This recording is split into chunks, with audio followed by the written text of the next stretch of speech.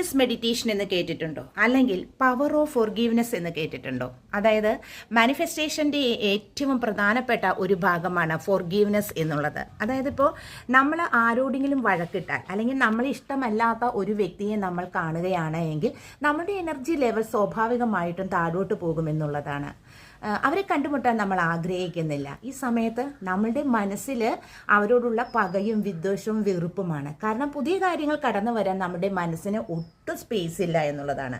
അപ്പോൾ മനസ്സിന് സ്പേസ് ഉണ്ടായാൽ മാത്രമാണ് നല്ല നല്ല ബ്ലെസ്സിങ്സ് നമ്മുടെ അടുത്തേക്ക് വരികയുള്ളൂ. ഇവിടെ മാനിഫെസ്റ്റേഷൻ്റെ ഏറ്റവും പ്രധാനപ്പെട്ട ഭാഗമാണ് പവർ ഓഫ് ഫോർഗീവ്നെസ് എന്നുള്ളത്. അതായത് നമ്മൾ എത്ര ദ്രോഹിച്ചവരോടും ക്ഷമിക്കാനുള്ളൊരു മനസ്സ് നമ്മൾക്കുണ്ടാകണം എന്നുള്ളതാണ്. അല്ലാതെ അവരോടുള്ള പക വെച്ചുകൊണ്ടിരുന്നാൽ സ്ട്രെസ്, ഡിപ്രഷൻ എന്നിവയായിരിക്കും. എപ്പോഴും നമ്മൾ മൂഡ് ഔട്ടായിരിക്കും. ഇങ്ങനെയുള്ളൊരു മനസ്സുകൊണ്ട് എങ്ങനെ മാനിഫെസ്റ്റേഷൻ വർക്കൗട്ട് ആകും? അപ്പോൾ മാനിഫെസ്റ്റേഷൻ വർക്കൗട്ട് ആകണമെങ്കിൽ നമ്മൾ എപ്പോഴും നമ്മുടെ മനസ്സ് ശാന്തമായിരിക്കണം, നല്ലൊരു അന്തരീക്ഷമായിരിക്കണം. അതുപോലെ തന്നെ നല്ല നല്ല കാര്യങ്ങൾ നമ്മൾ തിങ്ക് ചെയ്യണം, പോസിറ്റീവായിട്ടിരിക്കണം, നല്ല സദാ ഹാപ്പിനെസ് ആയിരിക്കണം എന്നുള്ളതാണ്.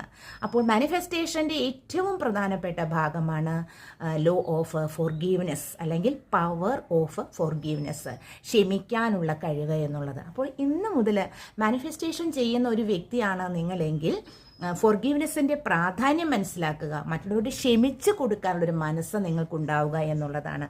അത് തീർച്ചയായിട്ടും നിങ്ങളുടെ മാനിഫെസ്റ്റേഷൻ വർക്കൗട്ടാക്കും. മാനിഫെസ്റ്റേഷൻ്റെ 9ാമത്തെ ക്ലാസ്സാണിത്, power of forgiveness. Forgiveness meditation എന്ന് കേട്ടിട്ടുണ്ടോ? അല്ലെങ്കിൽ പവർ ഓഫ് ഫോർഗീവ്നെസ് എന്ന് കേട്ടിട്ടുണ്ടോ? അതായത് മാനിഫെസ്റ്റേഷൻ്റെ ഏറ്റവും പ്രധാനപ്പെട്ട ഒരു ഭാഗമാണ് ഫോർഗീവ്നെസ് എന്നുള്ളത്. അതായത് ഇപ്പോൾ നമ്മൾ ആരോടെങ്കിലും വഴക്കിട്ടാൽ അല്ലെങ്കിൽ നമ്മൾ ഇഷ്ടമല്ലാത്ത ഒരു വ്യക്തിയെ നമ്മൾ കാണുകയാണ് എങ്കിൽ നമ്മുടെ എനർജി ലെവൽ സ്വാഭാവികമായിട്ടും താഴോട്ട് പോകുമെന്നുള്ളതാണ്.